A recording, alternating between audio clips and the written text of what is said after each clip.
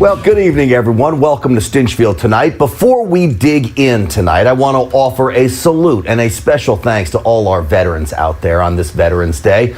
To all of you who put a flag on your shoulder, fully willing to die for this country, I want all of you to know I am absolutely in awe of every single one of you. Your willingness to potentially sacrifice your life to keep us safe, that volunteer spirit, I promise you, is what makes our armed services the greatest fighting force the world has ever seen. So again, a very big thank you to all our veterans out there. Folks, when it comes to election security and the integrity of the vote, you are being lied to. The biggest lie of all is that somehow our state's voting systems are not connected to the internet. We hear them say this all the time. Now, that may be true for the individual machines. It may not be, by the way, but it is certainly not true for all of the state and county databases. In fact, it's an absolute myth that it's not connected to the internet. Your votes, in many cases, are being stored on a server in Frankfurt, Germany.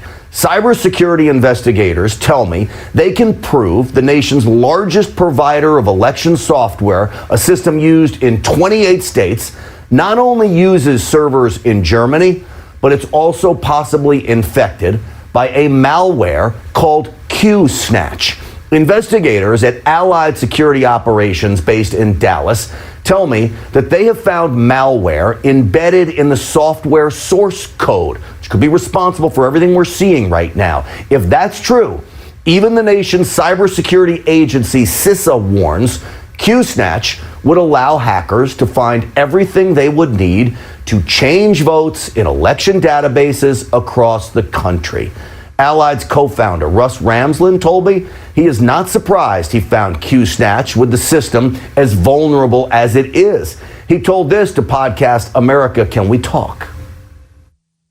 We can even see malware sitting there collecting all the credentials of all the county workers everywhere who are submitting information up, which means you can now go back into the county and change votes there too.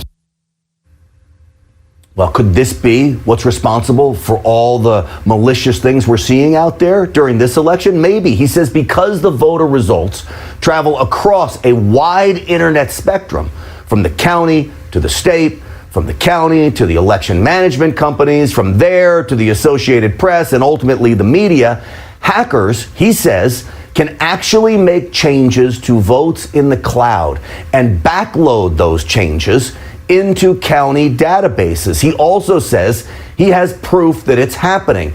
They believe this cybersecurity breach of our nation's election system is responsible for the statistically impossibility of what happened to Donald Trump on election night. Think about it. 5 big swing states, all with Democrat governors, and suddenly the vote counting stops in all 5 states at the very same time. 3 hours later, the systems are fired back up. Joe Biden receives hundreds of thousands of votes. Not one goes to Donald Trump. Just look at Michigan. When the system came back online early Wednesday morning, 138,339 ballots, representing just about 3% of the turnout in Michigan, all go to Joe Biden. You can see Donald Trump's numbers do not change. He did not receive a single vote. This oddity in 5 states changed everything. Look at Wisconsin as well. It too saw a massive vote jump for Joe Biden. So we compared the registered voters in Wisconsin to the actual voters. Of the 3.6 million registered to vote in Wisconsin, 3.3 million actually did. That is a whopping 90% participation rate. 90%. Again, in America, that's unheard of when we saw a record-setting 66% voter turnout nationwide last week. Did all of those people in Wisconsin actually cast their own vote, or were their votes manipulated? It is certainly a valid question and worth investigating, but the Democrats are doing everything they can to block transparency and inspection. We then began to look and we realized how easy it is to change votes. The software is so bad you can easily change the audit trail so that later you cannot even forensically go back and find out the votes that were changed. Did you hear what he just said? Allied Security, a company that has done election integrity work for the state of Kentucky, believes the nation's election system is so vulnerable, even the voter audit trail can be manipulated. In our investigation, we found ways to change your votes there at the voting place. We found ways to change the tabulation software itself. I'm going to show you an example of that in Kentucky in a minute. We found ways to change the database itself. We found ways to go into both of these and change the software that they have that again gets loaded into the equipment here, that goes to the equipment here. Why is the media not talking about this? I want you to watch what happens in this video from 2019, where the Kentucky governor's race gets updated in real time on the CNN screen. Watch this. This is some amazing video that you're seeing from CNN. News there that CNN cut away from the update immediately when the Democrat, Andy Beshear, has 673,948 votes to Matt Bevin's 235,000 votes. Now watch when we back up the video and freeze the frame. Beshear goes to 674,508 votes, and Matt Bevin loses 560 votes, taken away from him. Now, if that happened in 2019, you better believe that it can happen today.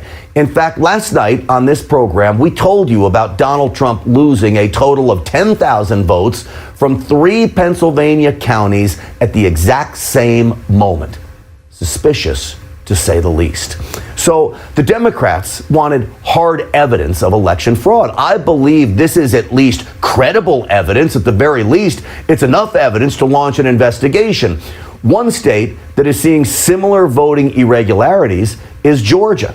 So after the Trump campaign demanded a recount by hand of all ballots cast in Georgia this morning, the Republican Secretary of State, Brad Raffensperger, announced that he will get that hand recount done. To discuss this, I want to welcome co-founder of the group Voters Organized for Trusted Election Results in Georgia, Garland Favorito. Also joining us, Georgia Democrat State Representative Vernon Jones, who is supporting the Trump campaign's efforts to restore integrity to the ballot count in the Peach State. Both of you, welcome to the program. Thank you. Thank you, Greg. So, Garland, I want to start with you because you signed an affidavit that says you witnessed real time on the website 20,000 votes in Georgia go to Biden and Donald Trump lose 1,000 votes as you're watching the votes come in real time. Tell me what you saw and what do you think this means?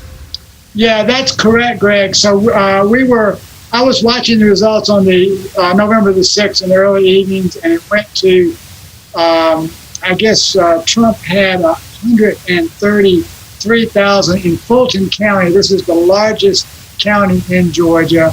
And Biden was showing 344. The next upload, which was of the last batch of absentee ballots, Biden's total jumped up to 366. It went up 20,000, and Trump's total went down 1,000. Now, I've been doing this for 18 years, election integrity. I haven't quite seen anything like this before. Not only did it go down, but the disparity is so great that it offers there's no reasonable reason why that could have possibly happened. So I immediately contacted the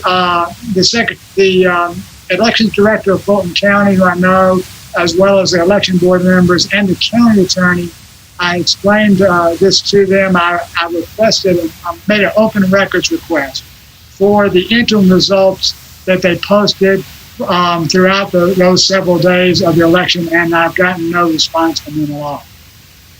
And you get no response back. Really, I'm not surprised there. Now, what is so concerning to me, Representative, is that This is not just Georgia, but we see this in Pennsylvania. We've seen this in Michigan as well. But as a Georgia state representative, when you hear somebody like Garland describe what he's witnessing firsthand, what from a state level can be done to get inside these machines and systems to figure out exactly what was going on here, and were they being manipulated by somebody with nefarious intent? Well, first of all, I want to be clear about this. As a state legislator, my duties and responsibilities to make sure every vote is counted in the state of Georgia, whether Republican or Democrat. And what I mean by that, as a state official, I want to see a fair and transparent elections. I believe that the Secretary of State did the right thing today by coming out after pressure from many of us to make sure that these ballots were counted, and they were counted by hand.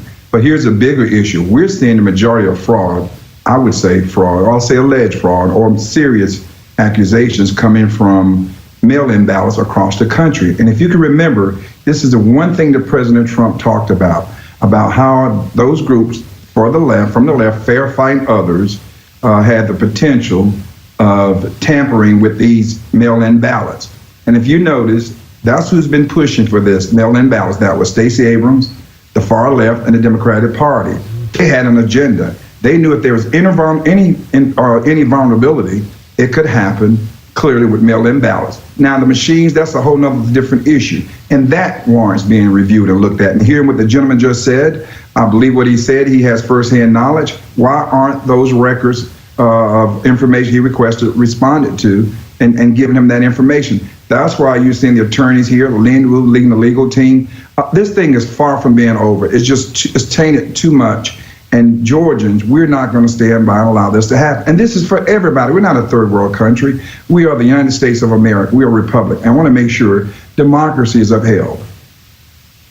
Well, it's going to take more leaders like you, really from both sides of the aisle in Georgia and other states around the country, to step up and make sure this happens.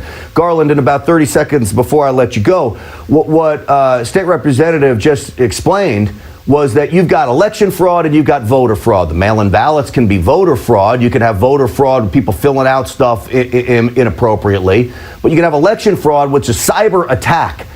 Who could possibly be responsible for this? And does it take a lot of people? You've got 40 years in IT. If you can answer that in 30 seconds, it would be great. Yeah, and Vernon is absolutely right. But what I can tell you, Greg, in Georgia, the system is centrally programmed. And then the election files are distributed down to the counties. And then they, in turn, they distribute them to the machines. Well, the whole system was found to be open. The central server in Georgia was found to be exposed to the internet in 2017.